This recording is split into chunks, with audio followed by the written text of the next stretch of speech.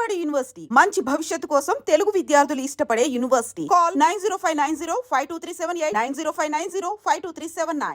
నమస్తే, welcome to I dream social spotlight with కవిత.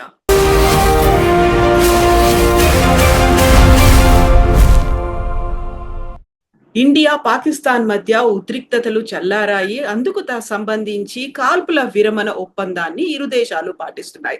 అయితే దీని మీద ఎందుకింత వివాదాలు, ఆరోపణలు వస్తున్నాయి? అమెరికా ఒత్తిళ్లకి భారతదేశం తలొగ్గిందా? పాకిస్తాన్ని అంతం చెయ్యాలి, యుద్ధం చెయ్యాలి అనేటువంటి నినాదాలు, నిరసనలు ఎందుకు వినిపిస్తున్నాయి? మనం ఎందుకు కాల్పుల విరమణ ఒప్పందానికి అంగీకరించాము? మనతో పాటుగా ఉన్నారు సిబిఐ మాజీ జేడీ లక్ష్మీనారాయణ గారు. సార్ నమస్తే.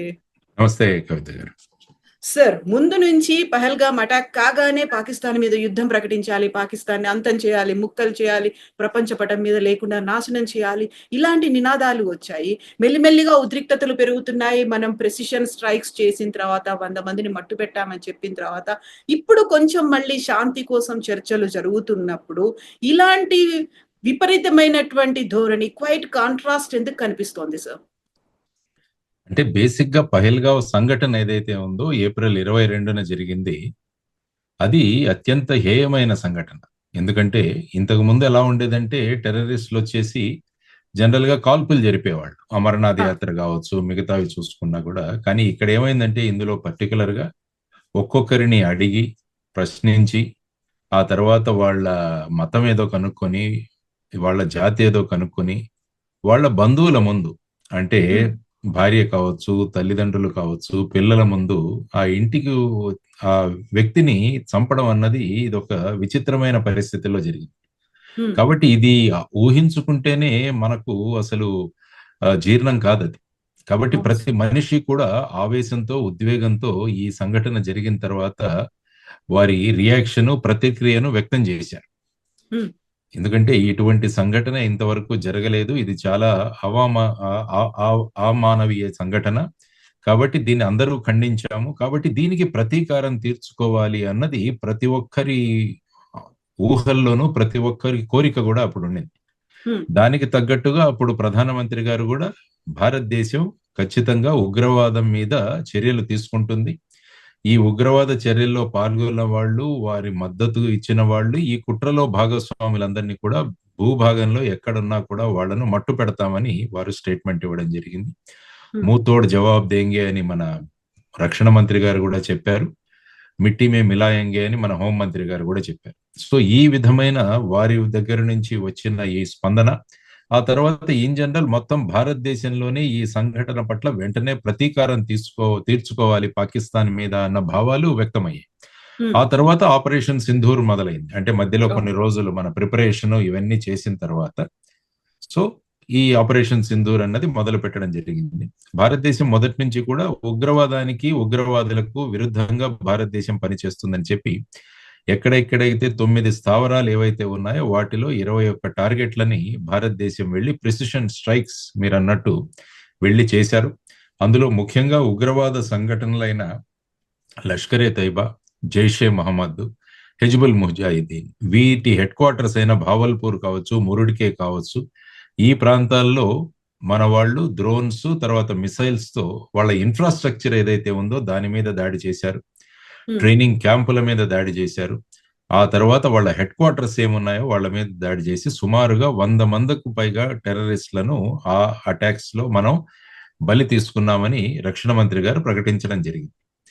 ఆ తర్వాత దీనికి ఇమీడియట్ గా పాకిస్తాన్ మన బార్డర్ ఏరియాలో ఆర్టిలరీ షెల్లింగ్ మొదలుపెట్టింది.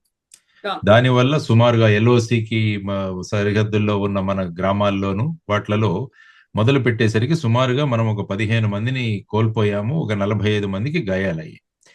ఇది పాకిస్తాన్ యొక్క మిలిటరీ చేసిన చర్య. అంతకు ముందు చేసింది పాకిస్తాన్ టెర్రరిస్టులు చేసిన చర్య. కాబట్టి టెర్రరిస్టులకు మనం సమాధానం ఇచ్చాం. ఈ మిలిటరీ వాళ్ళు ఇచ్చిన చర్యకు మళ్ళా వాళ్ళ మిలిటరీ ఎస్టాబ్లిష్మెంట్ మీద మనం అటాక్స్ మొదలు పెట్టాం.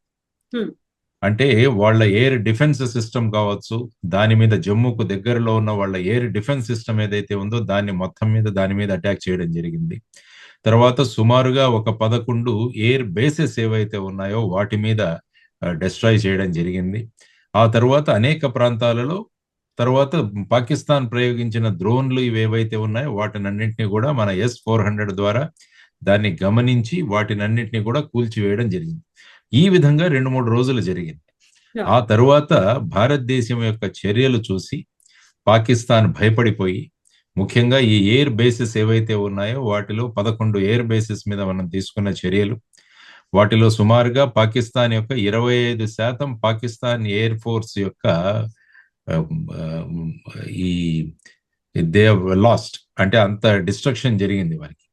ఆ తర్వాత ఒక ఆఫీసర్ కూడా అందులో మరణించడం జరిగింది. సుమారుగా 50 మంది అందులో చనిపోయారు. తర్వాత వాళ్ళ ఫైటర్ ఫ్లైట్స్ ఏవైతే ఉన్నాయో వాటికి కూడా దెబ్బతగిలింది.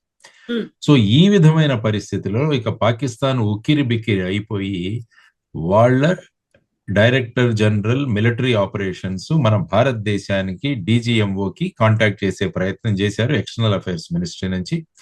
ఆ తర్వాత వీరిద్దరూ మాట్లాడుకున్నారు, ఐ థింక్ 3 గంటల 35 నిమిషాలకి. ఆ తర్వాత 5 గంటల నుంచి మనం ఈ సీజ్ ఫైర్ అన్నది పాటిద్దామన్నది నిర్ణయం తీసుకున్నారు. సో ఆ తర్వాత భారతదేశం కూడా ఓకే అన్నారు. ఎందుకంటే భారతదేశం ప్రధానంగా మన యాక్షన్ టెర్రరిస్టుల మీద, టెర్రరిజం మీద, పాకిస్తాన్ ప్రజల మీద కాదు, టెర్రరిజం మీద. కాబట్టి భారతదేశం ఎంచుకున్న లక్ష్యాలను అది సాధించింది. ఆ తర్వాత తాత్కాలికంగా నిలుపుదల అన్నది చేయడం జరిగింది. ఇప్పుడు ఆపరేషన్ సింధూర్ అన్నది మేము క్లోజ్ చేసాం అనలేదు ఎప్పుడు కూడా. దీనికి తాత్కాలికంగా నిలుపుదల చేశాం. ఎందుకంటే రిక్వెస్ట్ వచ్చి పాకిస్తాన్ దగ్గరికి వచ్చి వాళ్ళ దగ్గర నుంచి వచ్చింది. కాబట్టి కాల్పుల విరమణ చేద్దాం. ఆ తర్వాత మన బార్డర్లో మోహరించిన సైన్యాలు ఏవైతే ఉన్నాయో వాటిని మళ్ళా ఏప్రిల్ 30 తర్వాత బేస్ స్టేషన్స్ కి మళ్ళా తీసుకువెళదామన్నది ప్రాథమికంగా వాళ్ళు మాట్లాడుకున్నట్టు తెలిసింది. ఇది మనకు ఓవరాల్ గా ఆలోచించాల్సిన పరిస్థితులు. ఆ తర్వాత భారతదేశ ప్రజలకు ఎక్కడ ఏమేం జరుగుతోంది అని చెప్పేసి ఆపరేషన్ సింధూర్లో మనకి ఎక్స్టర్నల్ అఫైర్స్ మినిస్ట్రీ నుంచి విక్రమ్ మిస్త్రీ గారు, మన ఫారిన్ సెక్రటరీ, తర్వాత కల్నల్ సోఫియా ఖురేషీ గారు, తర్వాత వింగ్ కమాండర్ వ్యోమికా సింగ్, వీరు వచ్చి మనకు టైం టు టైం బ్రీఫింగ్స్ ఇచ్చేవారు. దానివల్ల ఏం జరుగుతోంది అన్నది, ఎందుకంటే టీవీ ఛానల్స్ లో చాలా విషయాలు వస్తున్నాయి కానీ అఫీషియల్ గా రావాలి ఎప్పుడైనా కూడా ఏం జరుగుతుంది. కాబట్టి వీరు అఫీషియల్ గా ఇచ్చిన వార్తలు ఇవన్నీ విన్న తర్వాత, ఆ తర్వాత ఈ సీజ్ ఫైర్ జరిగిన తర్వాత కూడా ప్రధానమంత్రి గారు స్పష్టంగా మాట్లాడారు.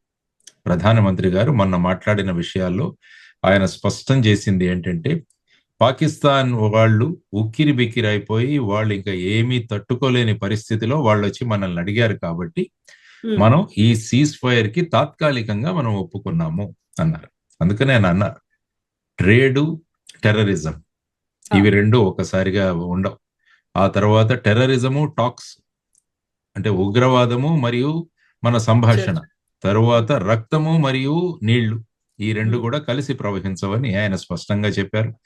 చెప్పిన తర్వాత బుద్ధ పూర్ణిమ రోజున మేము శాంతి కాముకులం భారతదేశం, కానీ భారతదేశం శక్తివంతమైన దేశం, ఈ శక్తిని మేము అవసరమైనప్పుడు ప్రయోగిస్తామని ఆయన స్పష్టంగా చెప్పడం జరిగింది. సో ఇటువంటి పరిస్థితులలో రకరకాల విషయాలు చర్చకు వచ్చాయి. అంటే అమెరికా వాళ్ళు ప్రెషర్ తీసుకురావడం వల్ల ఈ సీజ్ ఫైర్, ఎందుకంటే ప్రధాని మాట్లాడిన ముందే ట్రంప్ గారు మాట్లాడి ఆయన, నేను ఇద్దరితో మాట్లాడాను, తర్వాత వచ్చేసి చాలా మంచి వాణిజ్యం మనం చేసుకుందాం, వ్యాపారం మనం చేసుకుందాం అని వాళ్ళకి చెప్పాను. దానివల్ల ఆ రెండు దేశాలు కూడా అంగీకరించాయి. అందువల్ల 2 అణ్వస్త్రాలు ఉన్న దేశాలను యుద్ధానికి వెళ్లకుండా నేను కాపాడాను అని ఆయన చెప్పి ట్వీట్ చేశారు. ఆ తర్వాత ఇంకొక చోట, ఐ థింక్ సౌదీలో నిన్న వెళ్ళినప్పుడు అక్కడ కూడా మాట్లాడారు, నా వల్లే ఆగిపోయింది అని చెప్పారు. ఎందుకంటే సాధారణంగా విజయానికి అందరూ షేర్ చేసుకుంటారు. అందుకనే అంటారు ఎప్పుడు కూడా, victory has so many brothers but defeat always is an orphan అంటారు. అంటే పరాజయం ఎప్పుడు కూడా అనాథగా ఉంటుంది, విజయం ఎప్పుడు కూడా చాలా మంది మేమే చేశామని చెబుతుంటారు. సో అందులో ఈ రోజు స్పష్టం చేసింది మన external affairs ministry spokesperson, I think Randhir అనుకుంటాను, ఆయన వచ్చి చెప్పారు స్పష్టంగా, పాకిస్తాన్ వాళ్ళ యొక్క విన్నపం వల్ల ఇది జరిగింది. మేము అమెరికాతో ఎటువంటి వాణిజ్యం గురించి మేము చర్చించలేదు. తరువాత భారత్ పాకిస్తాన్లు మాట్లాడుకుంటే వాళ్ళిద్దరూ మాట్లాడుకుంటారు, బైలేటరల్ గా మాట్లాడుతుంటారు, ఇంకొకరి మధ్యస్థిత్వం మాకు అవసరం లేదు. ఆ తర్వాత ప్రస్తుతం మా చర్చలు ఏవైతే ఉన్నాయో అవి కేవలం ఉగ్రవాదం మరియు పాక్ ఆక్యుపైడ్ కాశ్మీర్, ఈ రెండిటి గురించే ఉంటాయి. అన్నది చాలా స్పష్టంగా వాళ్ళు మాట్లాడడం జరిగింది. ఎవరి మీడియేషన్ లేదు. వాళ్ళ దగ్గర నుంచి రిక్వెస్ట్ రావడం వల్ల మేము తాత్కాలికంగా నిలుపుదల చేశాము అని ఆయన మాట్లాడారు. సో ఇటువంటి పరిస్థితులలో, ఎందుకంటే సాధారణంగా ఇటువంటి యుద్ధాలు ఇటువంటి జరిగినప్పుడు చాలా మంది మనం చార్జ్ అయి ఉంటాం.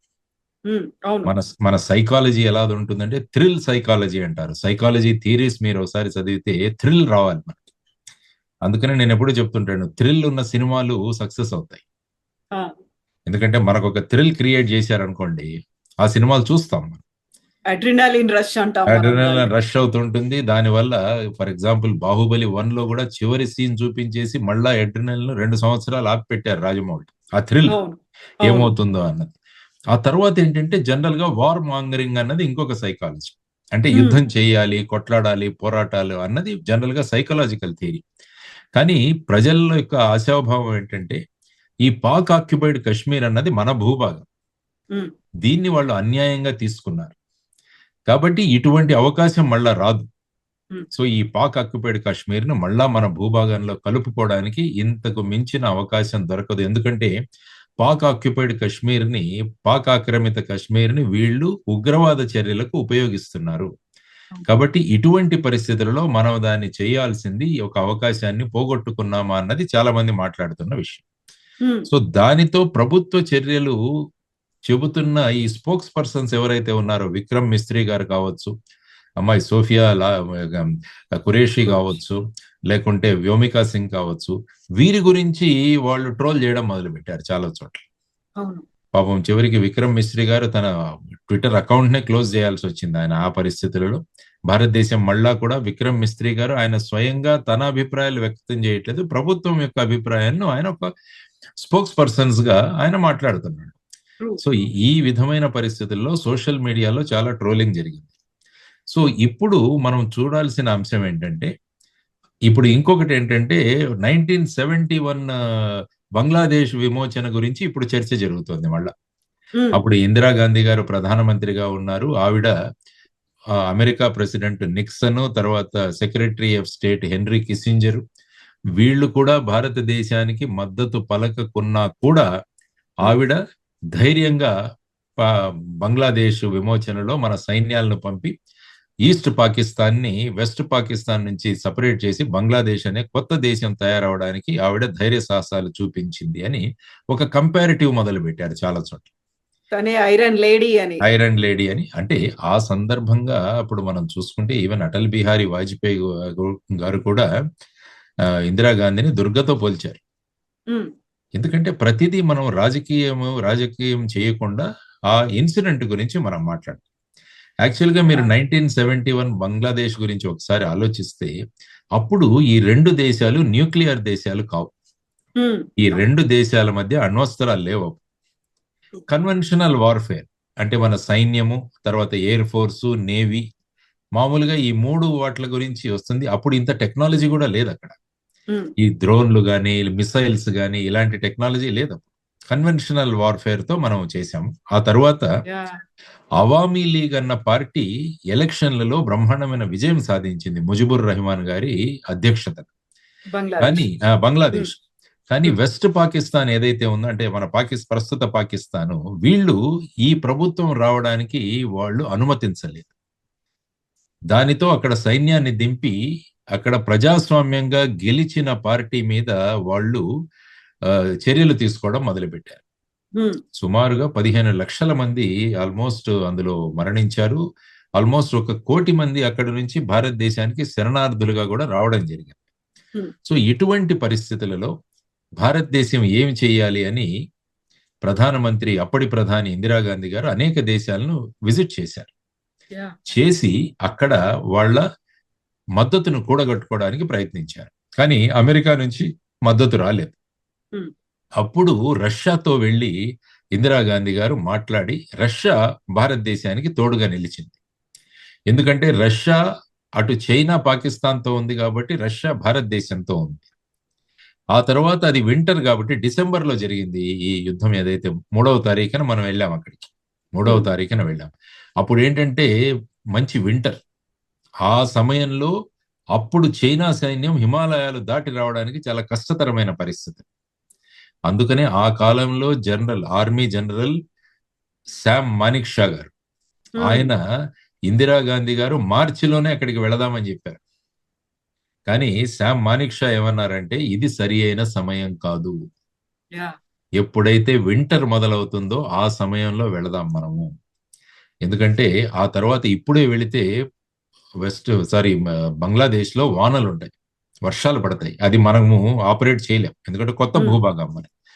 ఆ తర్వాత ఇవన్నీ ఆలోచించుకొని డిసెంబర్ 3న అక్కడ అడుగుపెట్టి 13 రోజుల్లో 94,000 పాకిస్తాన్ ఆర్మీని మనం శరణాగతులుగా చేసుకున్నాం.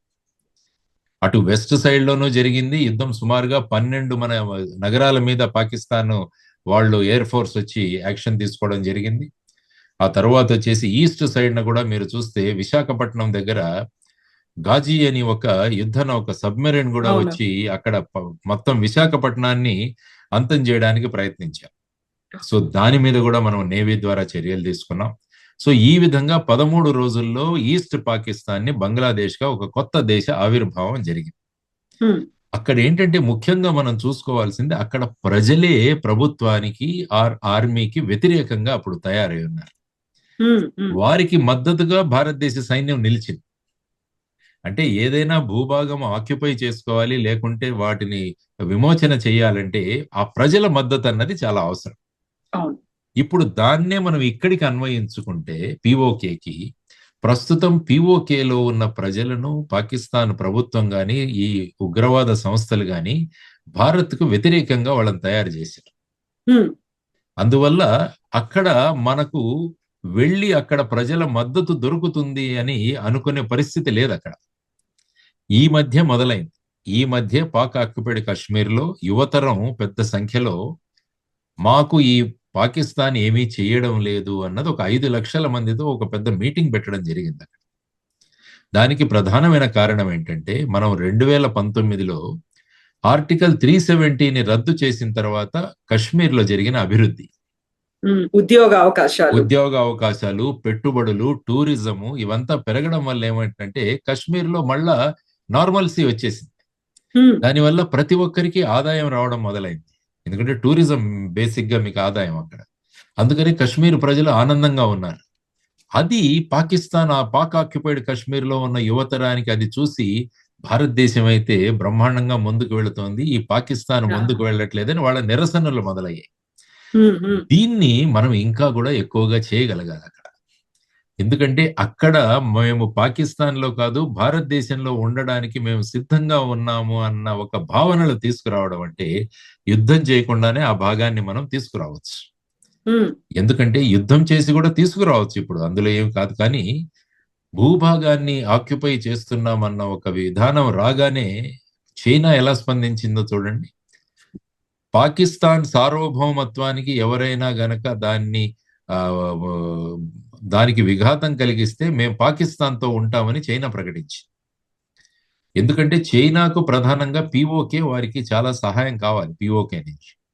ఎందుకంటే చైనా ఇండియన్ ఓషన్, హిందూ మహాసముద్రానికి ఎలా మనం త్వరగా చేరాలా అన్న తపనలో ఉన్నారు వాళ్ళు. ఇప్పుడైతే ఏమవుతుందంటే సౌత్ చైనా సీ ఇటంతా తిరిగి రావాలి. అదే గనుక పిఓకే నుంచి ఒక బ్రహ్మాండమైన హైవే గనక క్రియేట్ చేసుకుంటే వాళ్ళు పిఓకే పాకిస్తాన్ ద్వారా గ్వదార్ పోర్ట్ కి ఈజీగా చేరగలరు. అక్కడ నుంచి డైరెక్ట్ గా హిందూ మహాసముద్రంలోకి వెళ్ళగలరు. కాబట్టి వాళ్ళ వ్యాపారం చాలా ముఖ్యం వాళ్ళకి. అందువల్ల మేము పాకిస్తాన్తో ఉంటాం, పిఓకే మీద భారతదేశం ఏమైనా చేస్తే మేము పాకిస్తాన్ కు మద్దతుగా ఉంటామని చెప్పి వాళ్ళు ప్రకటించడం జరిగింది. తర్వాత రెండవ ముఖ్యమైన విషయం ఏంటంటే అణ్వస్త్రాలు అన్నది కూడా మనం ఆలోచించాలి. ఇప్పుడు ప్రధాని స్పష్టంగా చెప్పారు, మా దగ్గర అణ్వస్త్రాలు ఉన్నాయి, మమ్మల్ని బ్లాక్మెయిల్ చేయొద్దు అని ఆయన స్పష్టంగా చెప్పారు. అయినా ఏంటంటే పిచ్చివాడి చేతిలో రాయి ఉన్నప్పుడు ఏమవుతుందంటే ఇంకా ఏమీ సాధ్యం కాకుండా దాన్ని వాడతాడు. అణ్వస్త్రాల యొక్క ప్రభావం ఎలా ఉంటుందని మరి రెండవ ప్రపంచ యుద్ధంలో చూసాం. హిరోషిమా నాగసాకి మీద అప్పటి కాలంలో వేసిన అణుబాంబులు ఏవైతే ఉన్నాయో ఇప్పటికీ హిరోషిమా నాగసాకిలో ఒక గడ్డి కూడా మొలవదు అక్కడ. ఆ విధమైన ప్రభావం ఉంటుంది అణ్వస్త్రాల వల్ల. కాబట్టి ఈ పిచ్చివాడు ఈ విధంగా చేసే అవకాశం ఉంది, we can't rule it out. దానివల్ల ప్రగతితో వెళుతున్న భారతదేశానికి ప్రగతి అంతా కూడా కుంటుపడే అవకాశం ఉంటుంది. సో ఆ విధమైన ఆలోచనలతో పిఓకే అన్నదాన్ని మనం ఆక్యుపై చేయొచ్చు. There is no doubt. మనకున్న మిలిటరీ పవరు, మనకున్న ఎయిర్ ఫోర్స్ పవరు, మనకున్న నేవల్ కమాండ్, ఇవన్నీ తీసుకుని మనం వెళ్ళొచ్చు. కానీ ఇది ఎక్కడికి దారి తీస్తుందో అని మనం ఇప్పుడు అంచనా వేయడం కష్టమవుతుంది. ఎందుకంటే యుద్ధం మొదలు పెట్టడం సులభమే కానీ అది ఎప్పుడు అంతమవుతుందో చెప్పను. ఇప్పుడు చూడండి, యుక్రెయిన్ రష్యా మధ్య యుద్ధం జరుగుతుంది. అందరూ ఏమనుకున్నాం, ఒక వారంలో అయిపోతుంది అనుకున్నాం. అవును. అంటే ఒకవైపు రష్యా అణ్వస్త్రాలున్న దేశం, యుక్రెయిన్ అణ్వస్త్రాలు లేని దేశం. ఈ రెండు దేశాల మధ్య యుద్ధం 2.5 సంవత్సరాలు నడుస్తూనే ఉంది. మరి 2 అణ్వస్త్ర దేశాలు ముందుకొస్తే, ప్రపంచంలో ఇప్పటి వరకు 2 అణ్వస్త్రాలు ఉన్న దేశాల మధ్య యుద్ధం జరగడం, యుద్ధ సారూప్యమైన విషయాలు జరగడం ఇదే మొదటిసారి. అంటే ఇండియా పాకిస్తాన్. కాబట్టి దీని ఏమవుతుందో అని ఎవరికీ తెలియదు.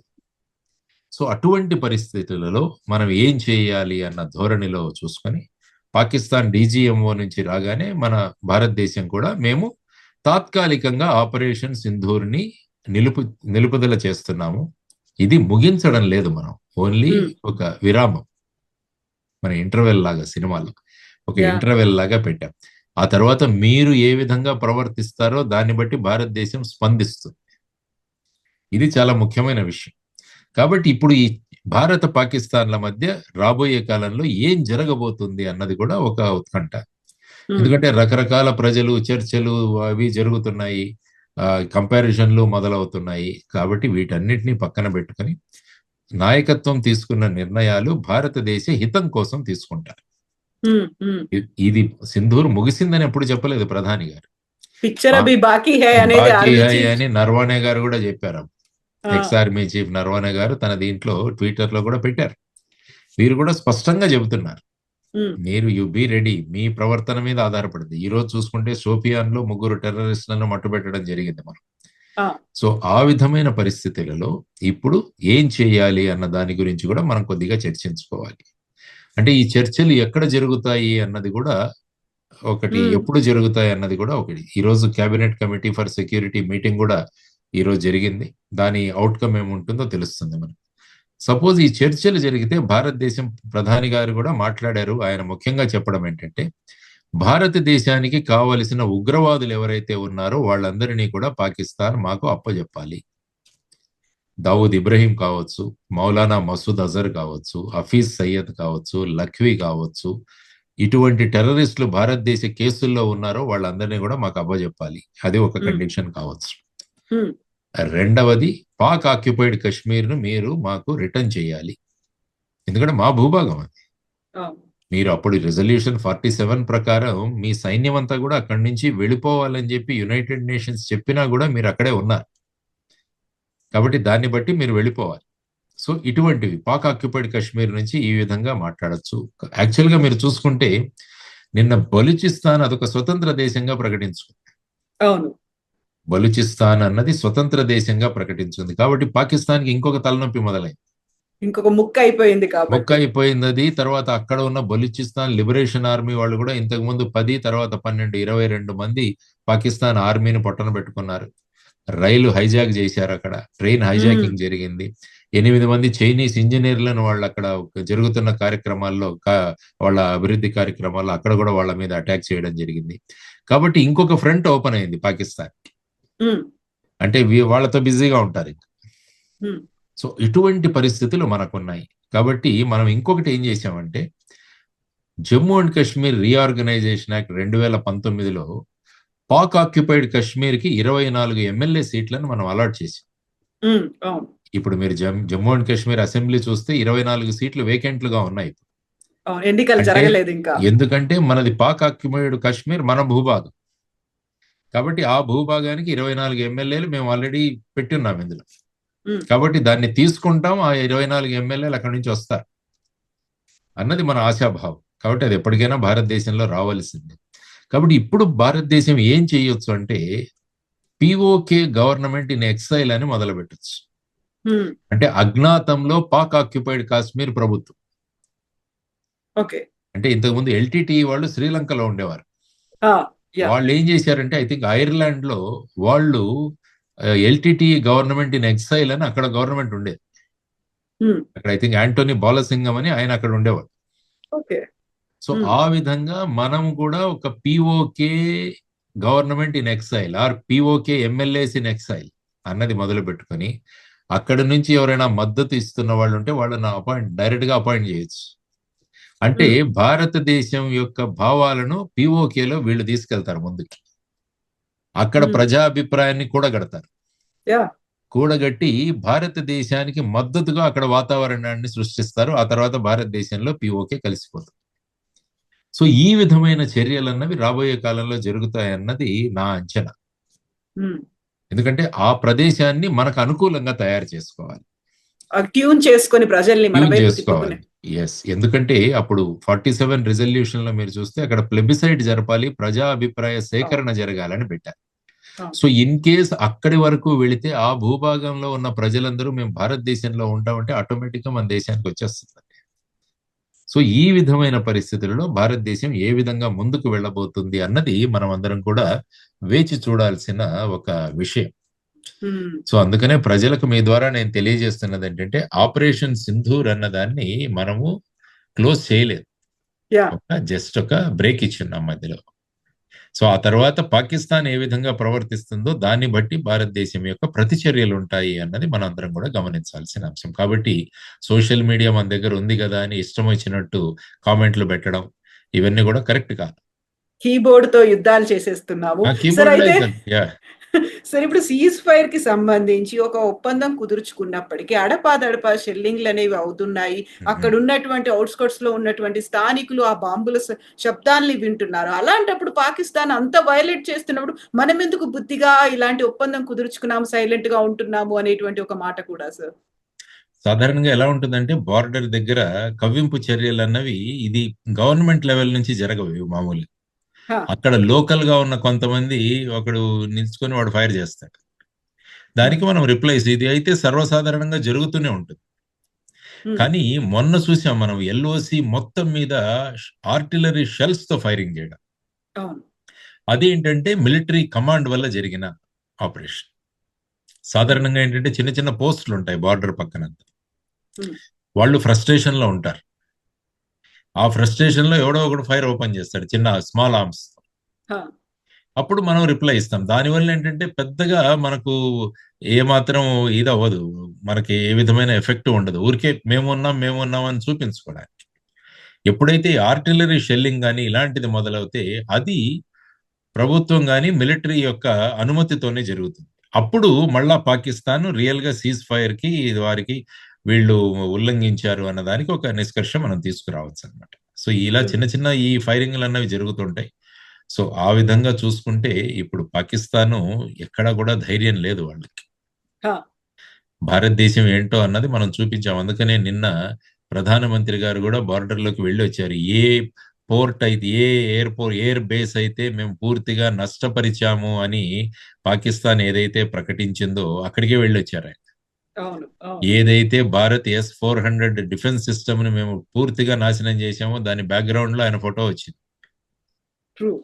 అక్కడికి వెళ్ళి ఆయన వాళ్ళతో గడిపించారంటే మీరు చెబుతున్నవన్నీ కూడా దాంట్లో ఏమాత్రం తథ్యం లేదు అని. తరువాత పాకిస్తాన్ మీద మనం తీసుకున్న చర్యలు ఎలా ఉన్నాయన్నవి హై రిజల్యూషన్ శాటిలైట్ ఇమేజరీస్ తో ముందు ఎలా ఉంది తర్వాత ఎలాగైంది అన్నది మనకు విజువల్స్ వస్తూనే ఉంది. నిన్న బ్రీఫింగ్ లో కూడా చూపించారు వాళ్ళ ఎయిర్ బేసెస్ ముందు ఎలా ఉంది, భారతదేశం యొక్క అటాక్ తర్వాత ఎలా తయారయ్యాయి అని చెప్పేసి కూడా చూపించారు. సో భారతదేశం ఎప్పుడు మాట్లాడినా కూడా సాక్ష్యాధారాలతో మాట్లాడుతుంది, పాకిస్తాన్ ఎప్పుడు మాట్లాడినా అభూత కల్పనలతో మాట్లాడుతుంటుంది. ఇది కూడా మనం స్పష్టం చేశాం. సో ఈ విధమైన పరిస్థితులలో రాబోయే కాలంలో భారత పాకిస్తాన్ల మధ్య ఏ విధమైన చర్చలు జరగబోతున్నాయి, ఆ చర్చల ద్వారా పిఓకే మీద ఏ విధమైన నిర్ణయాలు తీసుకోబోతున్నాయి అన్నది మనం అందరం కూడా వేచి చూడాల్సిన అంశాలండి.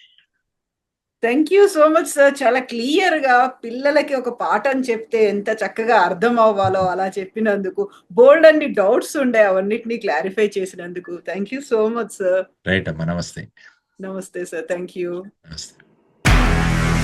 నిజంగా ప్రస్తుతం ఉన్నటువంటి సమాజం దేనికి ప్రయారిటీ ఇస్తుంది? ఆర్థిక సంబంధాల చుట్టూ మాత్రమే తిరుగుతోంది. మళ్ళీ ఎన్నికలంగానే చాలా విరక్తి కలుగుతున్నాం. మంచి అనిపిస్తుంది కదా, లేడీస్ కూడా ఛాలెంజింగ్ జాబ్స్ చేసినప్పుడు చాలా బాగుంటది. ట్రాఫిక్ అసిస్టెంట్స్ గా నియమించిన ట్రాన్స్జెండర్స్ అందరితో సాల్యూట్ చేయించుకుంటున్నారు. ఫుడ్ డెలివరీ ఇవ్వటానికి వెళ్ళినటువంటి డెలివరీ బాయ్ అనిల్ పై కళ్ళ ముందు పెళ్ళండి